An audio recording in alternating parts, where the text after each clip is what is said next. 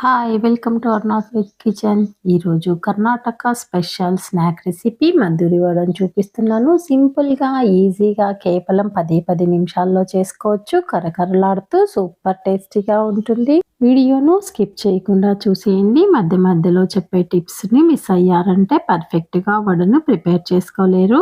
ఇందుకోసము ముందుగా ఒక బౌల్ తీసుకొని అందులోనికి మీడియంగా కట్ చేసుకున్న 1 కప్పు వరకు ఉల్లిపాయ ముక్కలను వేసుకొని ఉప్పు, 2 స్పూన్ల నువ్వులు, సన్నగా కట్ చేసుకున్న పచ్చిమిర్చి ముక్కలు, కరివేపాకు, అల్లం తురుము వేసి 2 నిమిషాల పాటు ప్రెషర్ ఇస్తూ బాగా కలుపుకోవాలి. ఇలా కలుపుకోవటం వల్ల ఆనియన్ లో ఉండే వాటర్ బయటికి వస్తుంది. తర్వాత ఇందులోనికి 1 కప్పు బియ్యం పిండి, 1/2 కప్పు మైదా, 1/2 కప్పు బొంబాయి రవ్వను వేసుకోవాలి. 2 స్పూన్ల వేడి ఆయిల్ ని వేసుకోవాలి, లేదా బటర్ ని కాచి కూడా వేసుకోవచ్చు. ఒకసారి బాగా కలుపుకున్న తర్వాత వాటర్ ని యాడ్ చేసుకోవాలి.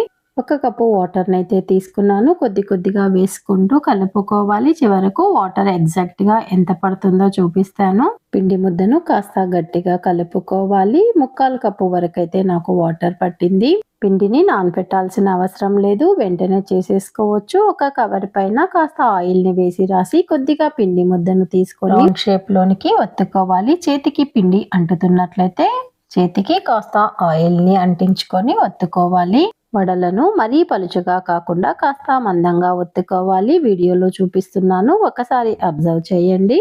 ఈ వీడియోను చివరి వరకు చూసిన తర్వాత నేను చేసిన ఈ రెసిపీ మీకు నచ్చినట్లయితే లైక్ చేసి షేర్ చేయడం మర్చిపోవద్దు. ఒత్తుకున్న వడలను వేడి ఆయిల్లో వేసి మీడియం ఫ్లేమ్ మీద అటు ఇటు టర్న్ చేస్తూ కాల్చుకోవాలి. ఈ వడలను కర్ణాటకలోని బెంగళూరుకు చేరువలో మద్దూర్ అనే గ్రామంలో రైల్వే స్టేషన్ లోని వెజిటేరియన్ హోటల్లో మొట్టమొదటిసారిగా స్టార్ట్ చేశారంట. అందుకే దీనికి మద్దూరు వడ అనే పేరు వచ్చింది. మధ్యలో అటు ఇటు తిప్పుతూ గోల్డెన్ బ్రౌన్ కలర్ వచ్చేంత వరకు వేయించుకోవాలి. ఈ వడను మీడియం ఫ్లేమ్ మీద మాత్రమే వేయించుకోవాలి. గుర్తుంచుకోండి. వేగిన వడలను పక్కకు తీసేసుకొని మిగిలిన పిండిని కూడా ఇదే విధంగా వేపుకోవాలి. వేగడానికి కూడా ఎక్కువ సమయం తీసుకోదు. శ్రమ లేకుండా తక్కువ సమయంలో ఈజీగా చేసుకునే స్నాక్ రెసిపీ నాకైతే చాలా బాగా నచ్చింది.